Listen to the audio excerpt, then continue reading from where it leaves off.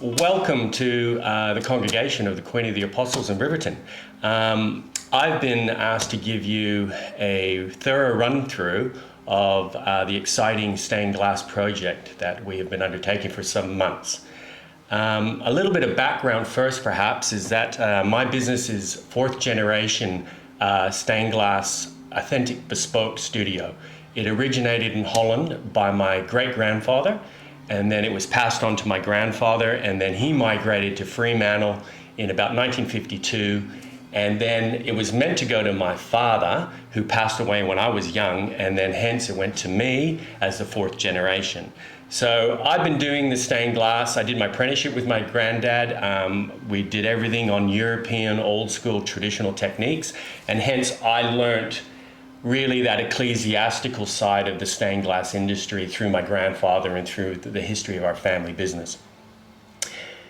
This project really entails all of those things that I've learned over the years. So hand painting, traditional skills, kiln firing, and then also working with modern techniques to create a window that illuminates on a blank wall. This was the challenge of this project. When I was asked to look at this and to suggest ideas, I had been working, fortunately, for many years with LEDs and illuminating my art glass for a particular market. So when this project came along, I right away started thinking, yes, there is answers and how we can do this. And using the latest LED technology, I think we've come up with something that's really quite unique, because usually stained glass needs light. It's got to have, traditionally in a church, it uses the sunlight to illuminate the windows. So what we're doing here is we're using technology, and we're using the latest advancements in LEDs, and we're creating a substructure of the frame with the stained glass and the LEDs all combined together to create this a beautiful luminosity of this window. The idea of the stained glass and the design was inspired originally from what Carl had seen on my website, which was a window that was done by my grandfather in Holland. And it was basically incorporating a cross also with a spray of stained glass design coming from behind, which really accentuated the cross. And we thought that was a great starting point on how we can try and create something that will be visually stunning and enhance the cross that was already on the wall. So what we ended up doing is throwing around different ideas of designs, and then we were able to come up with something that we all agreed on that would be striking. And this basically here is the first colored sketch that we did, which no doubt a lot of you have seen.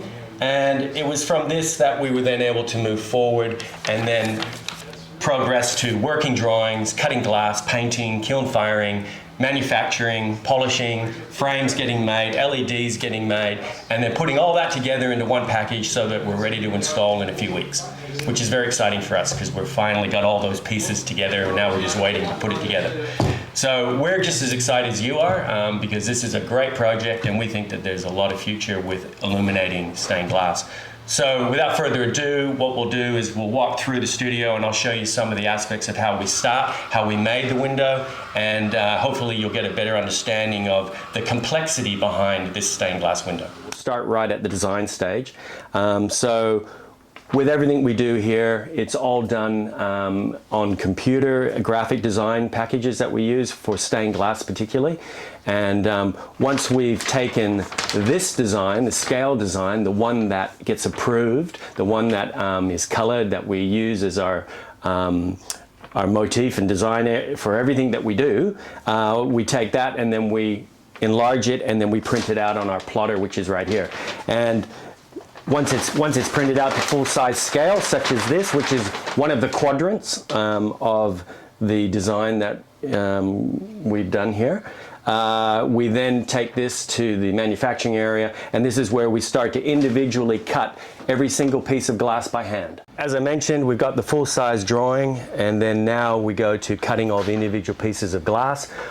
Obviously, we used an array of colors in this design. And one thing I want to note is that the glass that we used in this particular project 95% of all the glass is mouth-blown antique. Now what that means is it's not old glass, it's just that it's made in an old traditional technique, and it's done by the way of mouth-blowing vessels of glass, and then they cut them and they spread them out in a kiln, and you get these amazing colors of shades, but also the texture is like nothing else. It's the only type of glass that has the beautiful hues that we've used in this. And this is the same glass that my grandfather used throughout Europe, my great-grandfather, and we continue to use this glass because it's just perfect for ecclesiastical style work.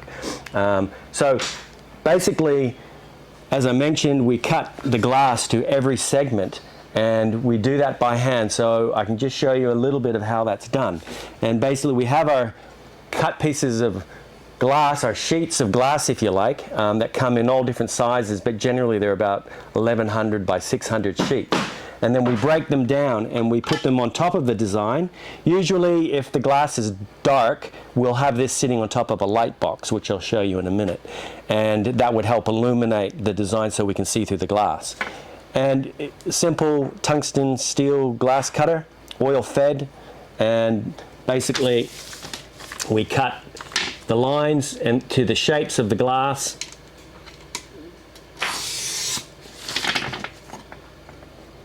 And we cut them like that. And every piece gets placed neatly onto the design, and we follow the inside of the line.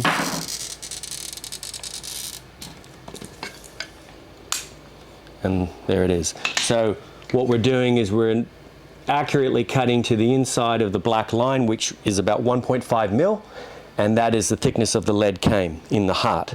So we have to allow for that. So we're very accurate on how we cut our glass so that it's exactly millimeter perfect.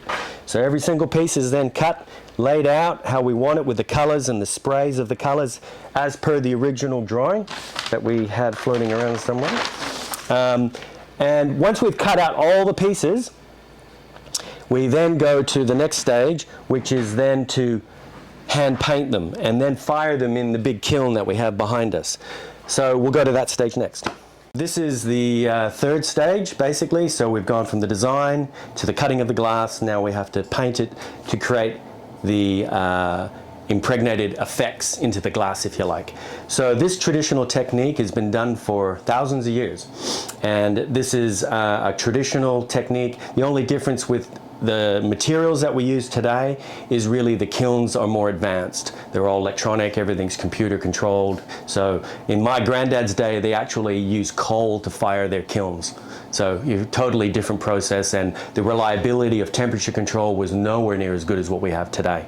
But in essence, what we do is we have a pigment which we put onto a palette, and then we add water and gum arabic and we make it into a slurry. So it's almost at the consistency of honey. And we mix this until we get it exactly how we want. And we use gum arabic, which actually acts as a binder to the glass, and it stiffens it on the glass so it doesn't just wisp away when we start wanting to take it off to bring the light through. And so this age-old technique is years and years of mastering to get the effects how we want and to have the exact consistency how we want. Once you've got this to the consistency that you're happy with, this is obviously a quick demo, we then in essence grab the paint with a brush, and here's one of the pieces I cut earlier, and every single piece gets painted like this, and then we use a badger brush and we spread out the paint over each individual piece, and then we stipple it, which spreads the paint evenly so that the light disperses evenly. And then once we've got that exactly at the right stippling point, we let it dry, okay? And that'll take a few minutes. And then from there, we start taking the paint off, as you can see in the finished product here. So here you can see the paint that's left on, and then with the badger brush and with different brushes, we take the paint off and we create the spray of the light going through the glass. So we do that technique. You can imagine the hours involved to do every single piece. So taking it from a board, putting it on here, painting it, letting it dry, laying it all out accurately on the design, and then wisping away the paint so that you get the spread even. And that has to be done piece by piece. Then, once we've got that all taken off, the glass, the paint that we don't want to let the light come through, piece by piece, we have to transfer it into the kiln. So one by one, we got to lift them into the kiln, place them out in the kiln, and then we fire that up to 660 degrees Celsius, and that bakes this pigment into the glass forever. It'll never come off. And that's the exact same technique that's done in every religious, ecclesiastical church window around the world. It's using these exact same age-old pigments, same techniques. The only difference today is the kilns, as I mentioned. And when you think about the amount of pieces in this window and how we've had to hand paint every one, you appreciate the level of workmanship that goes into creating a window of this complexity.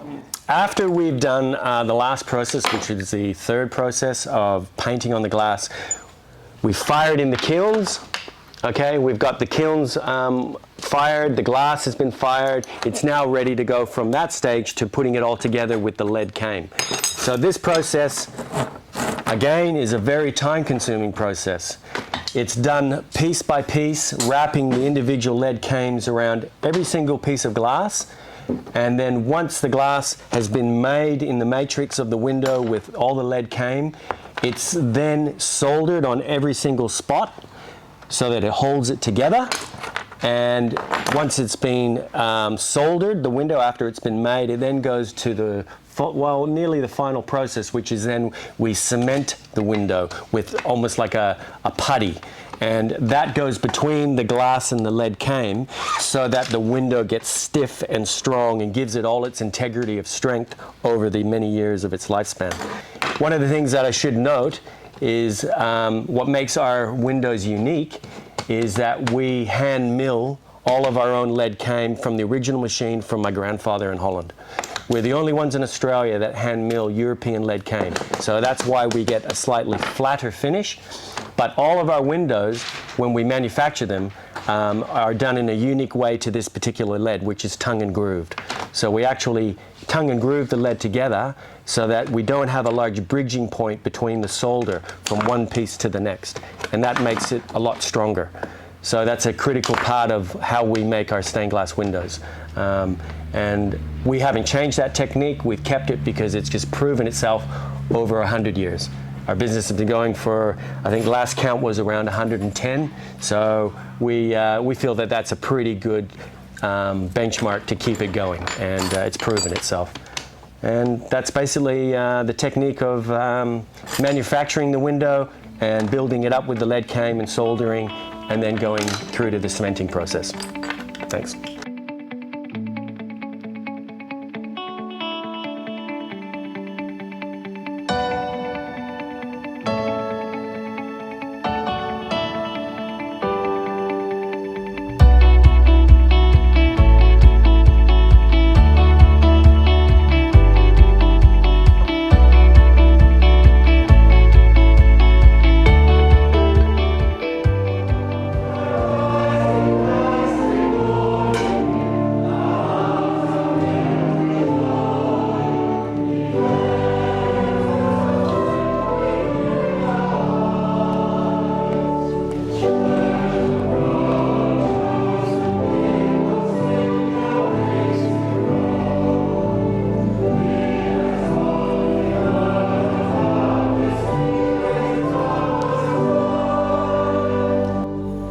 Please be seated.